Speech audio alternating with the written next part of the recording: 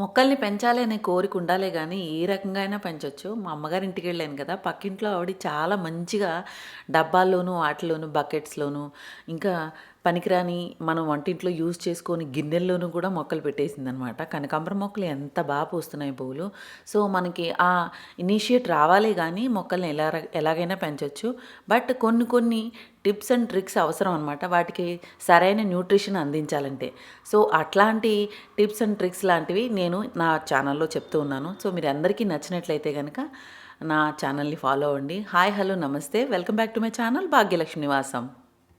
Time to time మొక్కలకి pruning కూడా ఎంతో అవసరం అనమాట. బొగన్‌వేలియాకి ప్రూనింగ్ చేస్తే గనక చాలా మంచిగా పూలొస్తూ ఉంటుంది. సో, బొగన్‌వేలియా మొత్తం అంతా కూడా నేను ఒక షేప్‌లో ప్రూనింగ్ చేస్తూ వస్తున్నాను. సో, ఇప్పటి నుంచి ఇంకా పూలొస్తాయన్నమాట. మా విల్లాకి పక్కన విల్లా ఖాళీగా ఉంటుందనమాట. సో, ఆ విల్లాలో నేను ఆకులవి కూడా కలెక్ట్ చేస్తూ ఉంటాను కదా! ఎండాకులవిని. సో, అలా ఆ పక్కనే ఒక కార్నర్‌కి మా ఇంటి గోడకి, వాళ్ళ ఇంటి గోడకి కార్నర్‌లో ఒక మామిడి చెట్టు ఉంటుంది. ఆ మామిడి చెట్టు 3 ఏళ్ల నుంచి లాస్ట్ ఇయర్ కూడా పూత పూసింది గానీ కాయలు కాయలేదు. ఈ సంవత్సరం అయితే పూత మంచిగా వచ్చింది. కాయలు చేతికొస్తాయిరా అన్న టైంలో ఇట్లా కోతులొచ్చినియి అనమాట. అసలు గుంపులు గుంపులుగా వచ్చేసినియి.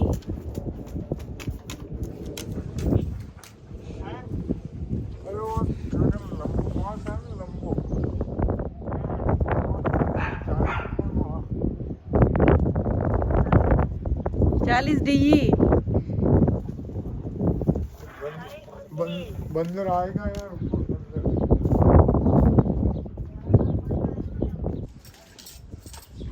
అన్నీ తినేసినాయి ఆకలి.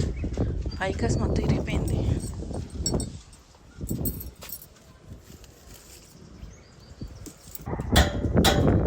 ఇద్దరి పెట్టి హీరా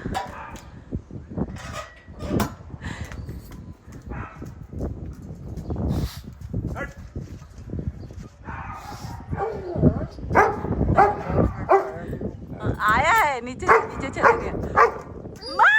ఒక 25, 30 కోతుల వరకు వచ్చుంటాయి. మొత్తం సొసైటీలో చెట్లని అసలు బీభత్సం చేసి పడేసినాయి. మామిడి చెట్టు పోతయితే మాత్రం చాలా కొమ్మలు విరిచేసింది. ఇంకా రెండో మూడో కొమ్మలు ఉన్నాయంతే. అది కూడా నేను వెంటనే వాచ్‌మెన్ పిలవటం వలన సేవ్ అయిందనే చెప్పాలి. చాలా అసలు భయంకరంగా భయపెట్టింది నన్నయితే. నాకసలు చాలా భయమేసింది. బట్ పట్టు విడుదలని విక్రమార్కుడిలాగా నేను వైపర్ పట్టుకుని అట్లాగే ఉన్నాను వాచ్‌మెన్‌తో పాటు.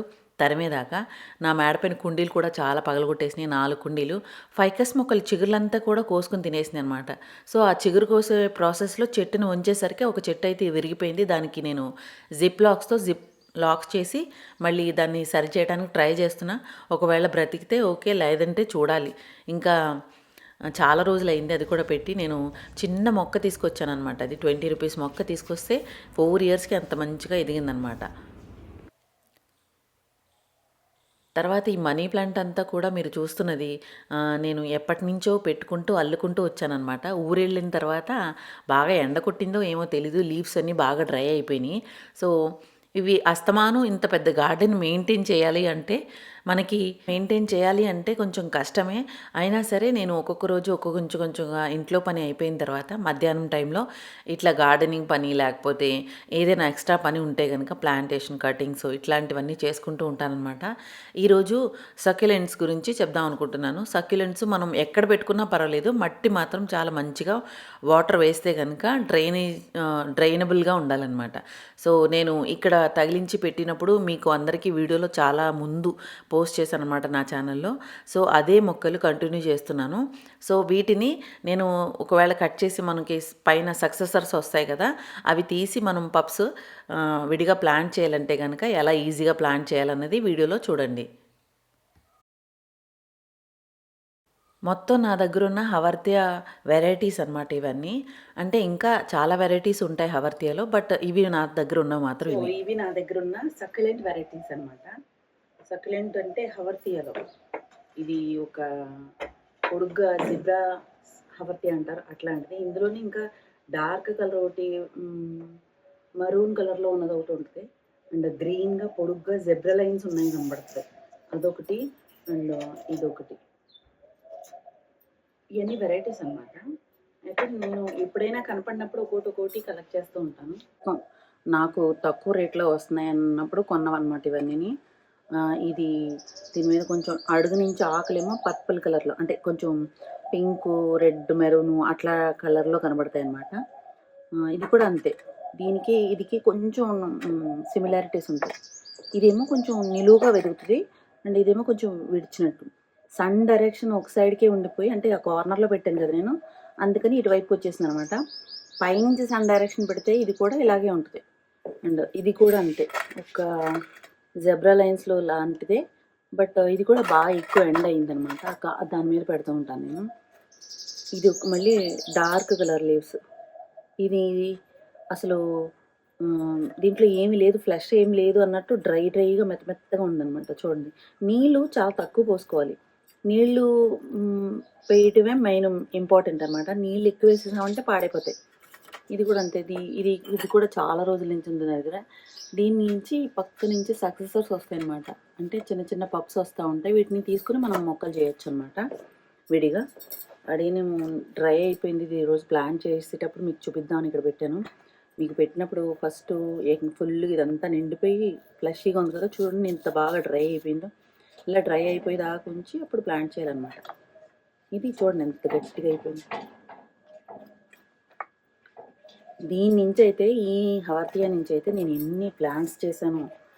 ఇది చూడండి మదర్ ప్లాంట్. అసలు ఇది అస్సలైన ప్లాంట్ అనమాట. ఎప్పటి నుంచో ఉంది. 5-6 ఇయర్స్ అయిపోయింది ఇది తీసుకొచ్చి నేను. దీని నుంచి చూసారా ఎన్ని మొక్కలు ఉన్నాయి ఇక్కడ. హవర్తియా అనే కాదు, అసలు సక్యులెంట్స్కి ఏదైనా సరే మనం నీళ్లు జాగ్రత్తగా ఇచ్చుకోవాలి. అండ్ మెయిన్ ఇంపార్టెంట్ ఏంటంటే కింద హోల్స్ మనకి కరెక్ట్గా ఉండాలన్నమాట. పాట్కి హోల్స్ మనం బ్లాక్ చేయకూడదు అసలు. నేను అసలు ఏం పెట్టను కింద. నీళ్ళు వెళ్ళటానికి చూడండి కింద నుంచి ఏకంగా రూటు ఎలా వచ్చేసిందో. దేనికైనా సరే కింద నుంచి హోల్ మనం బ్లాక్ చేయకూడదు అనమాట.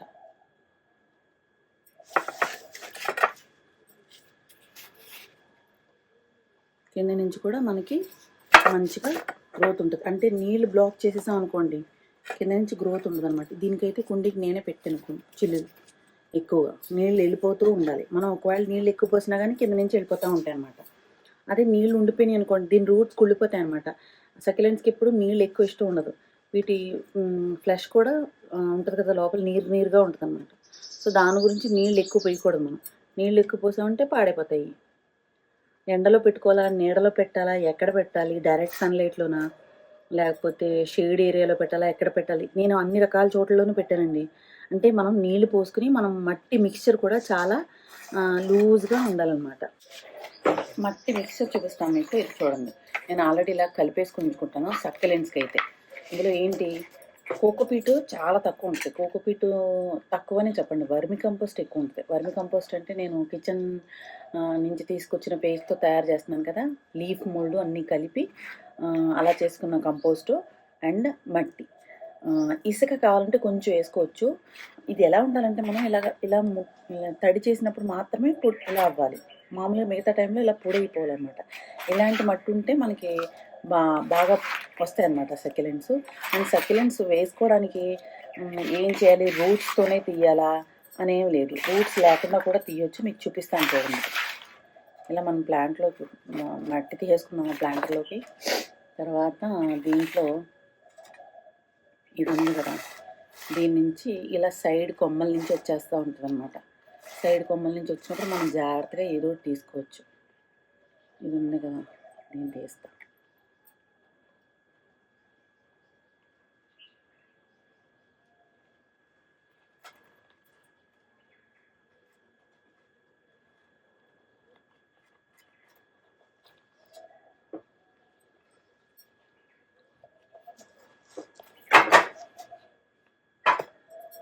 ఇది తీసాను చూసారా.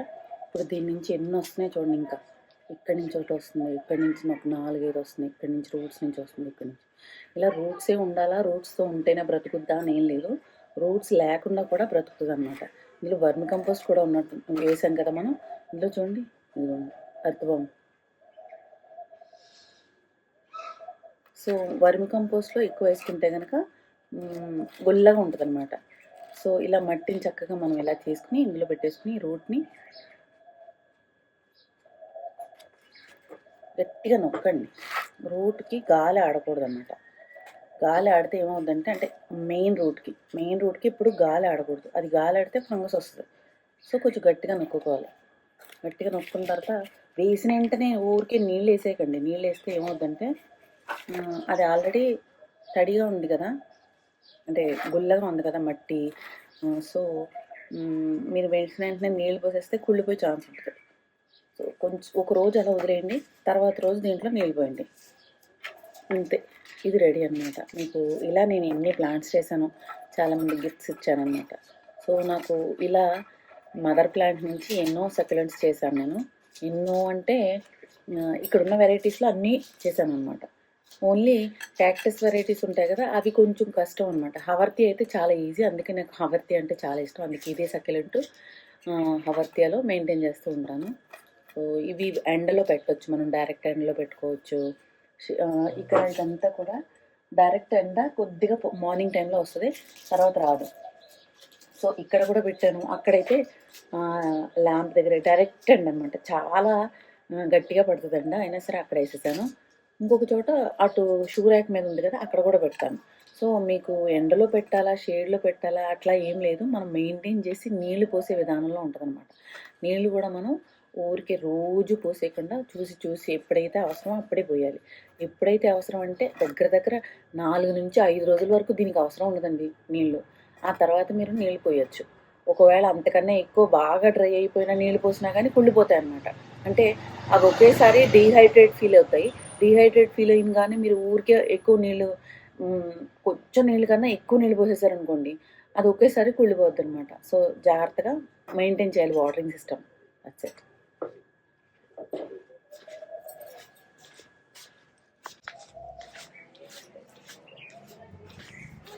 నెక్స్ట్ ఈ అడేనియం ప్లాంట్ చేసేసుకుందాం. ఇది మట్టి కూడా ఇందాక చూపించినట్టే అలాగే వర్మి కంపోస్ట్, కొంచెం ఇసుక, మట్టి అన్నమాట. అయితే ఇలా మనం ఎప్పుడు చేయి పెట్టినా కానీ గుల్లగా ఉండాలి మట్టి. ఇలా గుల్లగా ఉంటే కనుక మనకి బాగుంటుంది అనమాట. అంటే అడేనియం రూట్స్ ఎక్కువ రావు, చాలా తక్కువ ఉంటాయి. మెయిన్ రూట్స్ మాత్రమే ఉంటుంది. కోడెక్స్ నుంచి సైడ్ నుంచి వస్తాయి అన్నమాట రూట్స్. సో ఇలా మట్టి గుల్లగా ఉండాలి. బోన్ మీల్ ఎక్కువ మిక్స్ చేసుకుని లేకపోతే డిఏపి ఎక్కువ మిక్స్ చేసుకుని వేసుకోవచ్చు మట్టిలో. సో అప్పుడు కొంచెం బలంగా ఉంటుంది అన్నమాట. సో ఇది మట్టిలా రెడీ చేసుకున్నాం కదా, దీనికి నేను ఈ లోపల తడి వెళ్ళి మళ్ళీ కుళ్ళిపోకుండా ఉండడం గురించి ఒక రాయి తీసుకున్నాను అనమాట. ఈ రాయిని ఇలా పెడితే దీనికి ఒకటి సపోర్ట్గానే దొరుకుతుంది, అండ్ దీని లోపలికి డైరెక్ట్గా వెంటనే తడి వెళ్ళిపోయి పాడవకుండా ఉంటుంది అనేసి ఇలా చేశాను. లాస్ట్ టైం కూడా అంతే, ఎందుకంటే కోడెక్సే మెయిన్ అనమాట. సో కోడెక్స్ నుంచి ఈ రూట్స్ నుంచి వచ్చినా కానీ ఈ రూటు ఎప్పటికో కానీ మళ్ళీ కోడెక్స్ అంత లావ్ అవ్వదు అనమాట. సో సైడ్ నుంచి వచ్చిన రూట్ కదా ఇది. సో ఇక్కడి నుంచి మనం తీసుకుంటే ఈ సైడ్ అంతా రూట్స్ వచ్చి రూట్స్ పట్టుకుంటాయి అన్నమాట. సో నేను ఇది ఇలా సపోర్ట్ చేసి ఇది ఇలా మట్టిలోకి గుచ్చి ఈ రూట్స్ని కప్పేద్దాం. ఆల్రెడీ నేను రూట్స్ ఉన్నాయి చూసారా, ఈ రూట్స్ని ఇలా మట్టిలోకి కప్పేసి ఇప్పుడు ఈ రోజుకి నీళ్ళు పోయకూడదు, రేపు ఎప్పుడు నీళ్ళు పోస్తాం అంతే. ఈజీ అండి. సేవ్ చేయాలంటే కనుక పాడైపోయినప్పుడు పాడైపోయినంత వరకు కట్ చేసేసి ఎక్కడైనా ఆరబెట్టాలన్నమాట. ఆరబెట్టిన తర్వాత అదంతా పూర్తిగా ఆరిపోయింది అని మీకు అనిపించిన తర్వాతే దాన్ని ప్లాంట్ చేయండి. దీనికి వెంటనే నీళ్ళు పోయకూడదు. నీళ్ళు పోస్తే మాత్రం మళ్ళీ కోడెక్స్ నుంచి అక్కడి నుంచి ఎక్కడైతే కట్ చేసామో అక్కడి నుంచి పాడైపోయే ఛాన్స్ ఉంటుంది అన్నమాట. ఇది ఎప్పుడు కూడా అడేనియం కట్ చేసిన చోట ఎక్కడైనా దెబ్బ తగిలిన చోట నీరు తగిలితే ఆ నీరు అందు లోపలికి వెళ్ళి పాడైపోద్ది. సో జాగ్రత్తగా చూసుకోవాలి. ఇదన్నమాట రెడీ చెప్పింది. సో ఇలా మనం అడేనియం కూడా సేవ్ చేసుకోవచ్చు అనమాట. యాక్చువల్లీ ఎప్పుడైనా ఓవర్ వాటరింగ్ అయిపోయినప్పుడు లేదంటే అండర్ వాటరింగ్ అయిపోయినప్పుడు ఈ ప్రాబ్లం వస్తూ ఉంటుంది.